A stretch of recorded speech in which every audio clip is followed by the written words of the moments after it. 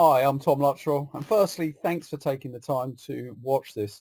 I'm really pleased that we're connected on LinkedIn because of our mutual interest in property and property investing. Today, I want to introduce you to a way of investing that's really got my juices flowing, to be fair. Concept's not unique, but very specialist, and normally the only opportunities in this area are available to the big boys, the institutions. I'm going to explain why we think investing into brownfield site opportunities should be something on your radar this year for sure, especially if you're a residential property investor and looking for better returns on investment in this challenging recession.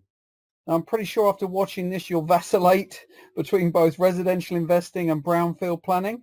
I think that's good. I think it's healthy and it's really good to have options. So hopefully at the end of this presentation, it'll be food for thought. Before going any further, why spend the next few minutes listening to me? I hear you say, don't blame you. Well, it's only fair to give you a bit of background. Before my property career, I was a regulated corporate financial advisor for circa 14, 15 years. So I understood investing, creating and protecting wealth. Over the last 20 years since then, I've bought, held, managed, sold land and property as a developer, both myself and for clients. Back in 2008, my development company was operating on 4 continents, and at that time we had a combined CBRE GDV valuation of circa $1.5 billion. So I got the t-shirt, won some trophies, and got a hell of a lot of war wounds. So I guess it's fair to say I know a thing or two about property investing. Now, with that out of the way, what am I going to cover? So over the next few minutes, why invest in brownfield opportunities now? We're going to look at some live deals that others like you have recently invested in. We're going to explain how it works with investors and what the next steps are. I'm going to keep this really brief. At the end, there's contact details. There's an opportunity to book in for a discovery call. It's all there if this resonates with you. So what's the opportunity, you ask? And the answer to this question is, in any recession, you'll know that there are opportunities in all property sectors. Opportunities that often come out of nowhere, need to be closed real fast because more often than not, they're distressed. You know, distress means opportunities to buy assets below their true value. So with that in mind, why are we suggesting brownfield investment rather than residential? And the answer is simple: timing and returns. The team I'm working with have been involved in over £4.5 billion worth of property transactions. Well, actually, before the recession, they specialised in unearthing real value in normal market conditions by buying assets under value, normally because of issues to do with contamination. Sounds risky, I hear you saying. Well, hold that thought for a moment. Now, add a recession to the mix, like the one we're in now, and there are quite simply some incredible deals to be done right now if you know what you're doing and you're backing the right team. Utopia for the team is finding and then buying a contaminated site that's distressed and, where possible, it's currently not for sale. And of course, the team believe there's a really good chance that they'll get change of use from brownfield to residential. More of that in a moment. So let's look at some reasons to invest. Well, firstly, the team are looking at returning on average targeted typical returns of somewhere between 2 to 3 times equity multiples to its investors. So excellent targeted returns.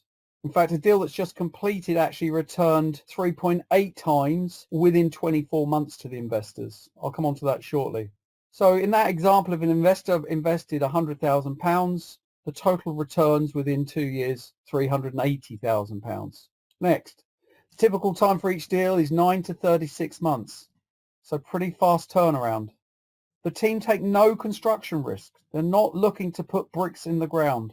The team are specialists in getting change of use on these types of sites. In short, their goal and job is to get planning and then flip to a developer or a house builder. Again, more of this to come. I mentioned the 4.5 billion earlier. What I forgot to say, and to their enormous credit, the team has never failed to get planning permission for a site that they've acquired or worked on. Let me be clear and say there are risks associated with these deals.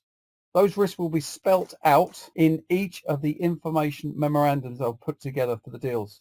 We'll also cover at a later date how we look to ensure risk for investors to provide further protection where possible. Our investors will often rank pari passu, so equal with institutional investors. So what, you might ask? Well, the answer is The big boys, the institutions, all have in-house teams of very bright individuals who pull every deal to pieces to assess the investment opportunity and the risk. If they sign off on an investment and a deal, you can be sure they believe in it. And here's the real cool part. You get to see their DD. Now, this level of DD would normally cost you thousands of pounds. Plus, the cost of this DD would all be at risk to you. And if you decided not to invest, the money's lost. So you get the comfort of knowing that the institutions are investing and that they are comfortable with the deal also. Big tick in the box. Okay, hopefully that gives you some really strong reasons to consider brownfield investing in 2023. So, to recap, targeted typical returns of 2 to 3 times investment. Typically short investment timeframes. Specialists with significant success and track record. You know, they say success leaves clues. You get to follow the institutions into deals. Now, the proof is in the pudding. What have you guys done lately, I hear you say? So let's go and have a look.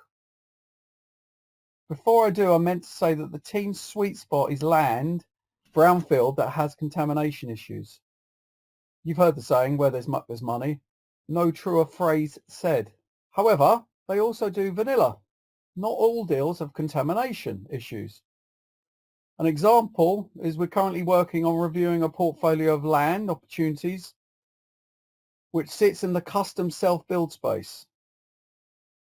More of this on another video to come. So let's go and have a look at these two great deals. Firstly, deal 1. The site was farming land in Blackburn that had been used for landfill. The team got an option to buy, cleared the site up and got planning permission for 450 homes. They then sold to one of the UK's largest house builders. Now let's look at the headline numbers and investor returns and equity multiples. You'll see site costs, site clearance, planning and professional fees, and the debt facility raised. You can see the realisation, what it was sold for. Equity multiples, return to the equity providers, the amount of equity that was put in. The project time is 48 months, but on that particular deal, the investors exited just about 2 years after they invested. So a contaminated site, complicated and a no-no for most developers. The team had a really good idea that planning would be granted for change of use. Profitable and a great deal for its early equity investors. Let's look at deal number 2. This one is in the north of the country and it's an old industrial estate. This deal is live right now. An old industrial estate where the buildings are full of asbestos. The site is 72 acres, of which 32 is being submitted to planning as we speak for change of use to residential.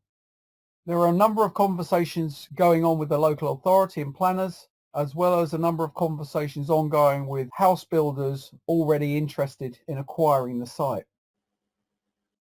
Now, this is a live deal and a really exciting deal for the investors, the equity investors. And I have to stress that this deal is funded, so it's not available. So what you can see there are on the screen are the site costs, the clearance costs. I mentioned this site was full of asbestos, planning fees.